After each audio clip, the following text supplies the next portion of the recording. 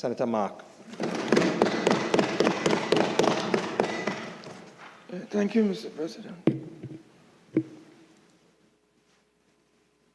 You know, confession, it is said, is good for the soul, especially if when you're Catholic. I'm a Catholic, so you know you used to go and confess to the priest. Yeah? Mr. President, may I begin my presentation by thanking you for giving me an opportunity to speak on this finance supplementary appropriation financial year 2024, Bill 2024, in which the Minister of Finance and the government is seeking to increase the 2024 budget allocation by an additional $2.328 billion for purposes of our discussions. Mr. President, the estimates of expenditure that you find in the yellow books point to an expenditure of $68 billion.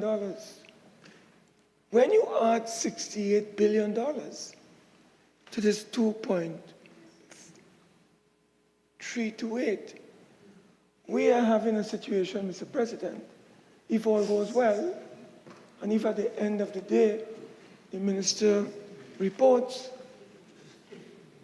the reality is that close to $70.7 billion could be spent at the end of fiscal 2024. I heard my colleague, the Honorable Minister, talked about the government of the UNC expending some $67 billion in one particular year. But I have seen where in 2023, this government expended $69 billion.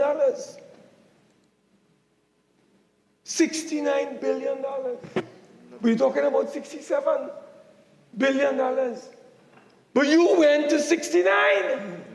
Nothing they show for it. Mr. President, it is in the Auditor General's report. I have it here. So, Mr. President, let's deal with what we are here to deal with. The government has come for an additional $2.3 billion. And in the document that was circulated to us in the Senate, we are told that insufficient or no allocation was provided in several of the heads of expenditure. And as a result of that, Mr. President, the government, through the Minister of Finance, has come for this supplementary appropriation. But in coming for this supplementary appropriation, Mr. President, we have to determine, because the Minister of Finance has already told Trinidad and Tobago that the economy is in some difficult and dangerous waters. The minister is on public record, both in the other place, in the public spaces, telling us, Mr. President, that because of falling oil and gas prices, as well as production of both oil and gas prices for 2023 into 2024. Mr. President, we are expected as an economy and as a nation to have a budget or fiscal deficit of close to $9 billion. Those are the words of the Minister of Finance in the House of Representatives, and it was published in the newspapers. So we have a revenue crisis in this country where expenditure and revenue, Mr. President, are wide apart. And the minister is admitting that we could find ourselves with this supplementary appropriation being approved at the end of the day with a $9 billion deficit or budget deficit. That is what we are being told. So, Mr. President, we are also being told by the government that it's not only a fiscal crisis that we are facing, but you also have a foreign exchange reserves crisis that we are facing. Because when you understand the workings of our economy, Mr. President, you'll realize that there is a gap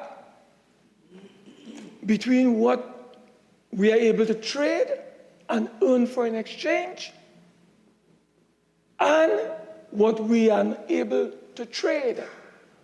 Some people call it the tradable sector that generates revenue. And some people call it the non-tradable sector. And if you don't understand how our economy works, you are going to have a difficulty in the foreign exchange reserve levels in our country.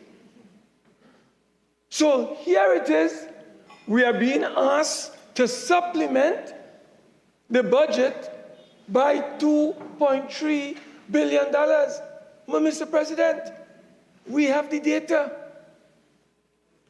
Close to $2.3 billion is going towards recurrent expenditure.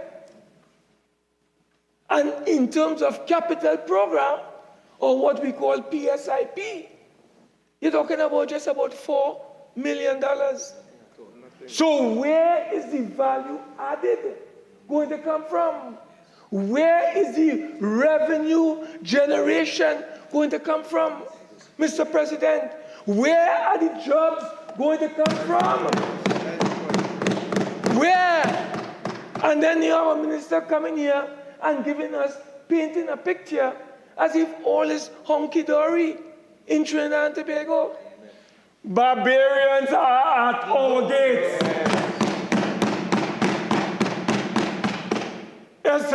S&P, Standards and Poor's, will be coming here in July. And according to what they see, we could face. I am not wishing that. I don't want it. But we have to be very careful with this fiscal deficit that keeps mounting and our foreign exchange reserves that keep falling and our buffer within the HSF continues to decline, even though the minister is boasting it is inching towards $6 billion. If the government did not raid and take off close to $3 billion from our HSF, we might have been closer, Mr. President, to about $10 billion today, and not 5.8. So, Mr. President, we are facing an economic challenge.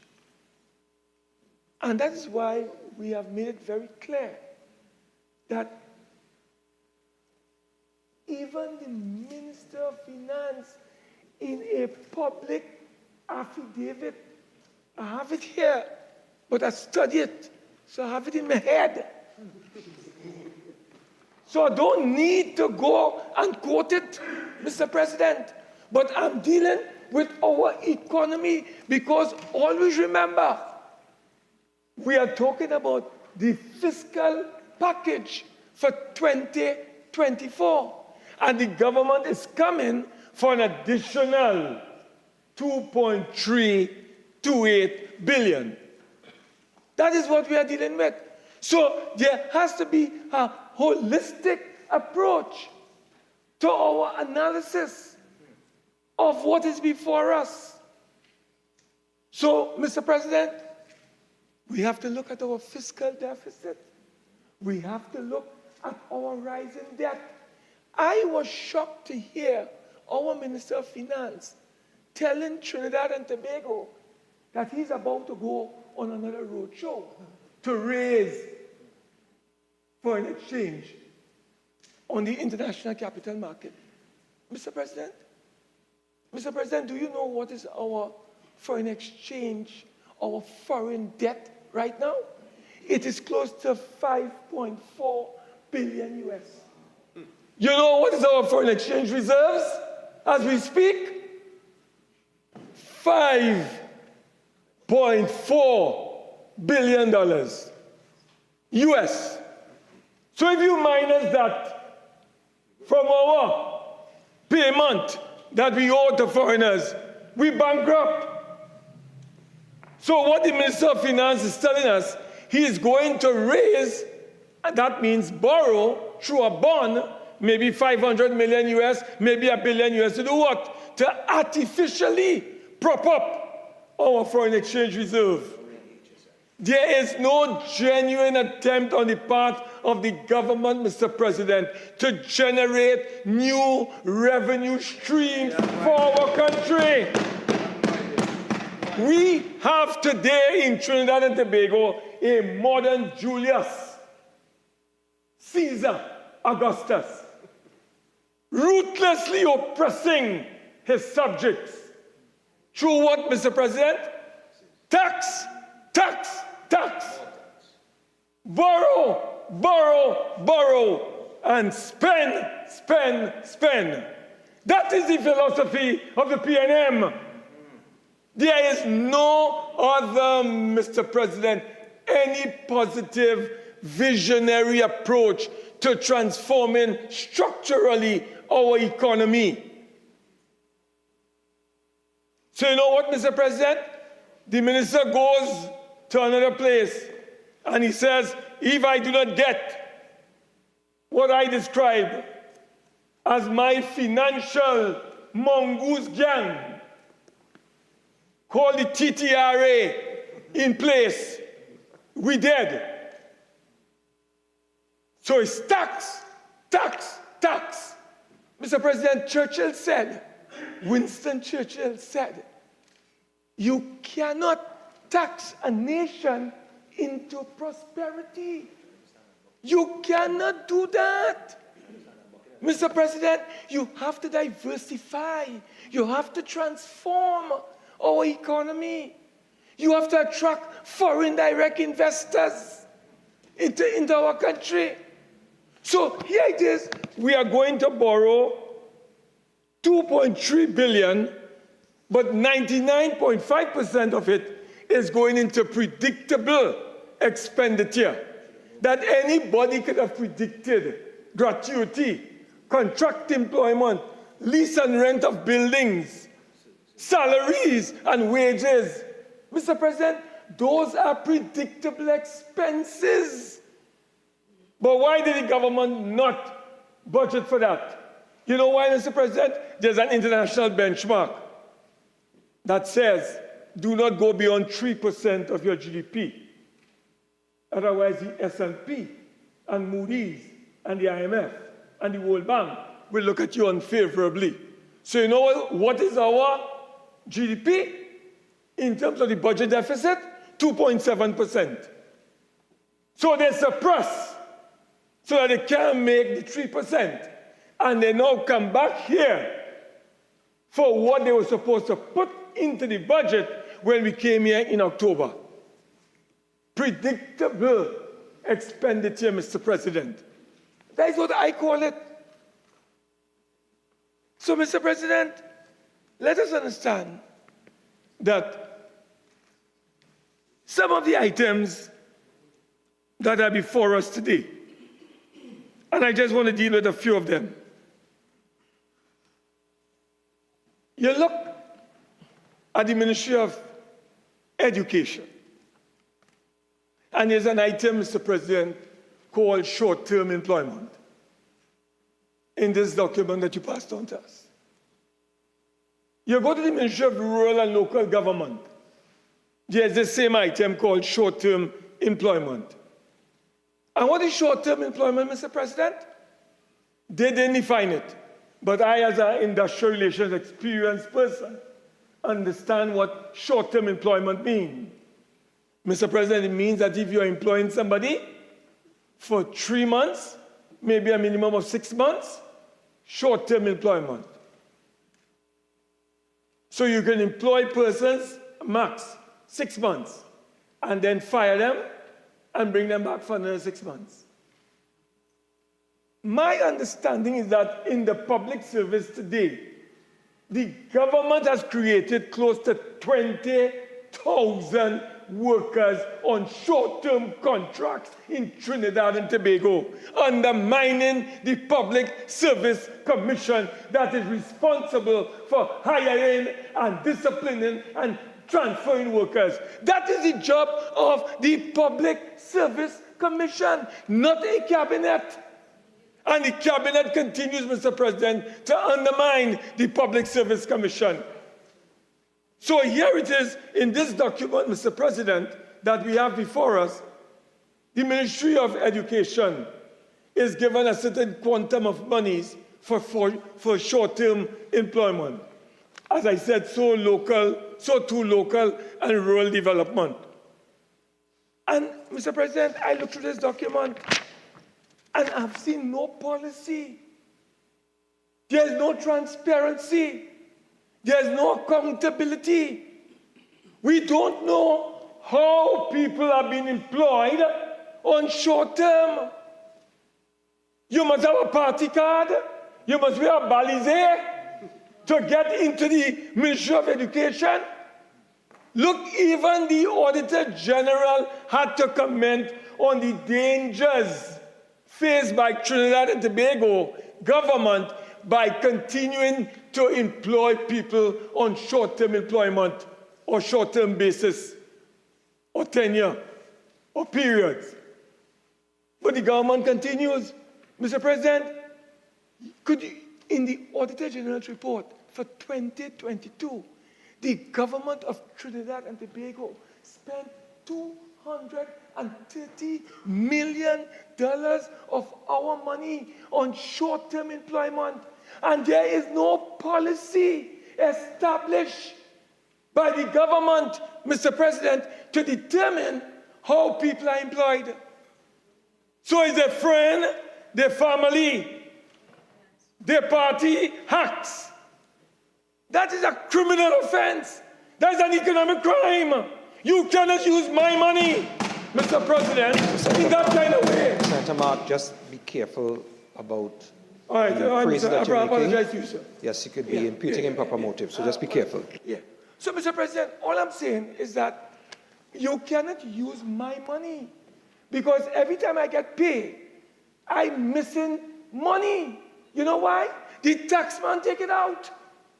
And you're taking my taxpayers' money and employing people, and you cannot tell the Trinidad and Tobago what is the policy for employing these people.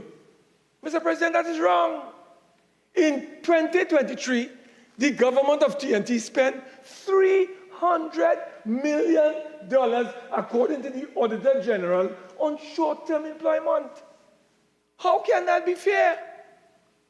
And when we ask them for answers, we get no response, positive response. So the government is a lawless government. Is this a renegade government? They can do what they want. They can break the law, Mr. President. What is going on? So that is an area, Mr. President, I bring to your attention, which is in the document, the short-term employment matter. Mr. President, we go to health. CEDAP. I want you to see that. The government is indicating, Mr. President, that $202 million have to be approved for outstanding invoices because it's 90 days and above. The creditors give them 90 days. NIBDEC. And NIBDEC can't pay. So they come to the government through this process to get the $202 million to meet their expenditure to all these people who are supplying them with pharmaceutical products. Mr. President, the question is this. Why is the government threatening, according to what I saw on television, is like a signaling effect? The Honorable Prime Minister indicated in the House of Representatives, I was glued to my TV, looking at it. And Mr. President, what did he tell the country? What is wrong if we reduce our allocation to CEDAP from 400 million to 250 million? And then, of course, the minister just told us, I'm the Honorable Minister of Finance, that is, just told us when he was there in 2007, it was 7% of revenue. Today it's 15%, Mr. President. So what is the government telling us, Mr. President? That is what we call a signaling impact or effect. They are going to cut CEDAP. They are going to let the ordinary people, Mr. President, go into their shallow pocket to pay for pharmaceutical products. That is what the government is doing. But I want to warn you. I want to warn the government. The United National Congress will not tolerate any cuts in CEDAP. We warn you, do not touch CEDAP. Mr. President, Standing Order 46.1. There's nothing in this bill related to cutting CEDAP. Just so Senator Mark is allowed to make the observations that he wants to make, but also Senator Mark, in making that observation, do understand the general purpose of what we're doing here today, which, as we've all heard from the Minister of Finance, is a supplementation to various ministries to do certain things. So just keep your comments in relation to that so that it may remain relevant. Continue. Thank you, Mr. President. Mr. President, I want to ask the Honorable Minister of Health in his absence. Is the Minister of Health in his absence aware that NIBDEC is importing and distributing pharmaceuticals to pharmacies in this country that are unregistered? Mr. President, may I repeat? Can the government, I have a list of products in my possession, which the pharmacists are telling me they are seeing for the first time. Coming from Hungary, coming from Spain. We never bought pharmaceutical from Hungary, never bought from Spain, from my information. But those things are on the shelves. Who is importing it, Mr. President? NIBDEC. And I understand to import products that are unregistered, Mr. President, you need a special import permit. And the only person who can allow a special import permit to be issued is the Chief Medical Officer. So we are asking the question today, is the Chief Medical Officer issuing special import permit to procure pharmaceutical products from Hungary and Spain and other countries that we have never imported pharmaceutical products from in the past? As a question, we'd like the minister to answer that. And further, to whom is this import permit, special import permit, being issued to? Is it being issued to a group of special financiers of the PNM who are importing drugs into this country? Again, Senator Mark, just be reminded of the imputation of improper motives when you're making such statements. Continue. No, I have names, you know. If you want me to call names, I call names, you know. No, still, Senator Mark, have a seat. Just be so guided along the lines of imputation.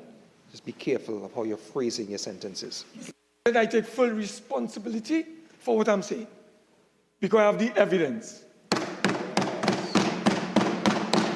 I take full responsibility for what I'm saying because I have the evidence. Mr. President, may I indicate that we want the government to conduct a special investigation into the issuing of special import permits to certain people, certain companies in this country to import pharmaceutical products, and we don't know to whom. We want to get an investigation into that particular matter, Mr. President. I understand, Mr. President, you know, men suffer from prostate. They have challenges. I understand they used to bring in generic plus the brand, a brand drug. You know what is being done now, Mr. President? The monopolists only bring in the brand drug for prostate cancer or challenges. It's costing you $750 to purchase a pack of these products. Whereas, Mr. President, the generic, you can get a 2-month supply, and it will cost you $240. You know, no generic on the shelf. So ordinary citizens who suffer from prostate challenges, what are they to do, Mr. President? If they don't have $750 to buy it, they will die. They will have to go to the hospital, Mr. President, in pain. Mr. President, please, 46.1. This is not about the public buying medication. So, Senator Mark, whereas you may have started this particular point, linking it to the line in relation to CDAP and where the supplementation is going, the minister's standing order does hold relevance in the sense that you are going a bit too broad in relation to what is before us. Bring it in, please. All right, Mr. President, I move on. They are tizik whenever I stand here. Mr. President, let me make it very clear. There are two other issues I want to raise before I go on to a very critical one. I want to deal with the issue, Mr. President, of the Ministry of Foreign and CARICOM Affairs. And I want CARICOM, the Honorable Minister, to do some checking out of what I'm about to say. The calculations for back pay for our staff, local staff, my information has been miscalculated. I would like the Honorable Minister to go and recheck and redo the calculation that we are about to approve, because it is under-calculated and they are entitled to much more money than what is before us today. That's the first thing. And the second thing I want to ask, Mr. President, the Honorable Minister, when we spend millions of dollars on repairing or upgrading our missions abroad, I want to ask the Honorable Minister through you, are these missions owned by Trinidad and Tobago? The London mission, for example, or Chantry, is it leased or is it owned? And if we conduct, Mr. President, and we invest millions of dollars into repairs, who is going to be the final beneficiary of that? So I'm asking the Honorable Minister to clear the air when he's speaking on all our missions abroad. Let us know whether those properties that are being repaired and upgraded and enhanced, whether they are owned by the people of Trinidad and Tobago. I need to get clarification, and the people need clarification on that particular matter, Mr. President. Mr. President, you know,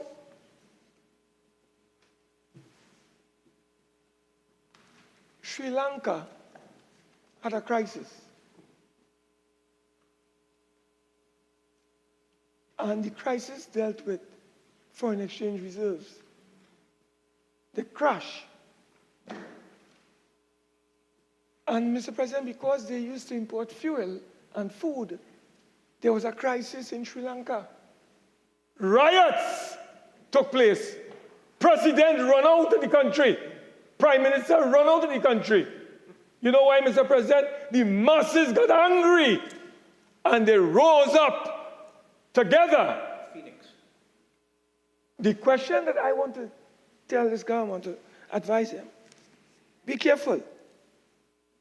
The rate that we are going, and we getting, I said, Minister, there are ministers in this country, I ain't calling no names, that continue to sell us pipe dreams,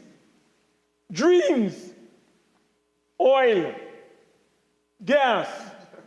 We are being told by the Honorable Minister of Finance, hold on, Mr. President. We need to take 3 years of sacrifice. You know why? Because, Mr. President, gas is going to flow just now out of the Dragon field. But, Mr. President, I want to ask the government whether they are aware of ConocoPhillips court award, which says that any dealings with Venezuela, PDVSA, and the state of Venezuela, with Trinidad and Tobago involved, the money must come to them first. So what will happen? Let us get some answers. And Mr. President, I want to also ask the government, as we on this matter of energy, because there's an item here, whether the government could confirm or deny that Shell has taken a final investment decision to invest in the Dragon gas project. I understand Shell wants a license for 15 years. Standing Order 46-1 with respect to relevance to this bill. Yes, so Senator Mark, that particular standing order is relevant. Okay. Again, we are dealing with supplementations to ministries for very, very specific reasons. So you are not allowed to broaden the debate too much in your relation to the stating of your observations. Continue. Okay, thank you, Mr. President. I'm guided. Mr. President, I want the government, you know, we are very fortunate because, you see, people are so fed up with this dying regime, which you want to bury. Fast. We get documents in our mailbox every day. So I have a document here called Cabinet Note 1032, dated the 21st of May, 2024. I have that in my mailbox. Somebody came and dropped it for me. And it exposes, Mr. President, all the denials that are being made here. And I really want to ask the government, Mr. President, it's 24 pages, you know. I won't read it for you because I won't have time. But, Mr. President, I want to ask the government of Trinidad and Tobago, in their scenario planning, where the gap between revenue and expenditure continues to widen, and the government is in a state of panic. So what are they doing, Mr. President? They're giving themselves options. Options to do what, Mr. President? To generate alternative revenue measures to deal with the gap that is expanding between expenditure and revenue. That is what the crisis is in Trinidad and Tobago. So when we tell Trinidad and Tobago and the government that we have a document here from the Ministry of Finance, signed, sealed, and delivered, that says that you intend to increase VAT up to 15% from 12.5, where you can get $1.7 billion, Mr. President, in Senator, revenue. you have 5 more minutes. Yeah, right? You intend to increase VAT. You intend to increase corporation tax. You intend to increase banking the rate of banking tax, corporation tax. You intend to remove subsidies on social programs, on grants, on allowances, on free services. That is what the government stole the country. And that is what is in a cabinet note. So is the government denying, Mr. President, that they have no intention of increasing VAT? They have no intention of increasing corporation tax? We just want to know. Mr. President, I have an intention of raising Standing Order 46-1, please. No, one second. Are you raising 46-1 or? Okay, so the Senator is responding to the wrap-up of the Minister of Finance, where he did raise that issue. Continue, Senator Mark. So, Mr. President, I know I have a few minutes more of the time. All I'm saying is that the government is telling us that they do not intend to do certain things. But I have a document from the Cabinet of the Republic of Trinidad and Tobago, Appendix 4, saying that they're going to have a new tax bracket for high-income individual, 32.5%. If you're earning more than $2 million, Mr. President, you are going to be called upon to pay 32.5%. And they say for every 1% increase in VAT, they will be able to get close to $500 million. So the question here, Mr. President, I have a list of all the revenue-generating measures that no, I'm not showing you, your cabinet minister, you must know. You have seen it already. So, Mr. President, let me address you, please.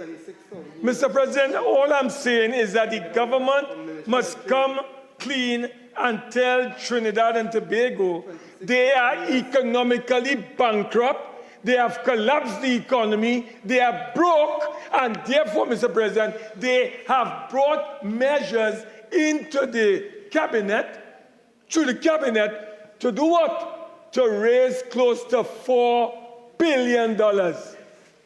And where that billion is coming from, Mr. President? It's coming from me and you and our family, Mr. President. Our back is bossy now. We can't take no more pressure. No more taxes. The people are saying no more taxes. They can't take more.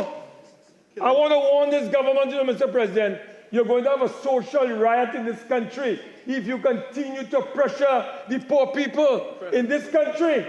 You cannot continue putting tax after tax after tax on people. The people's standard of living has crashed in the country. You have collapsed the country. And then you come in here to tell us you want more money from what? You want blood out of stone? You can't do that. Mr. President, the government is seeking to provoke the population. And if you continue to provoke the population, you're going to have social unrest in the country. That's what you're going to get. Yes, you don't want to say inciting. Yeah. Yeah, Mr. President, let me address you, please.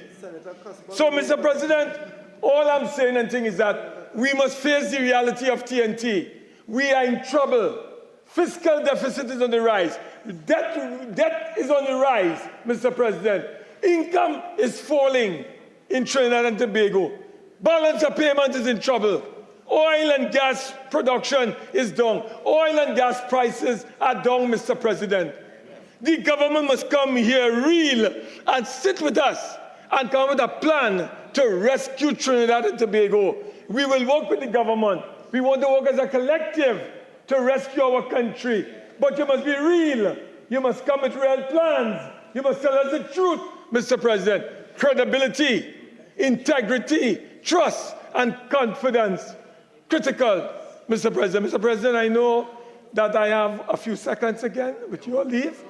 I want to thank you for giving me the opportunity to bring to you and to the people's attention the economic bankruptcy of this dying administration. Call the elections now. Let the people decide one way or the other, Mr. President, on the way forward. I thank you, Mr. President.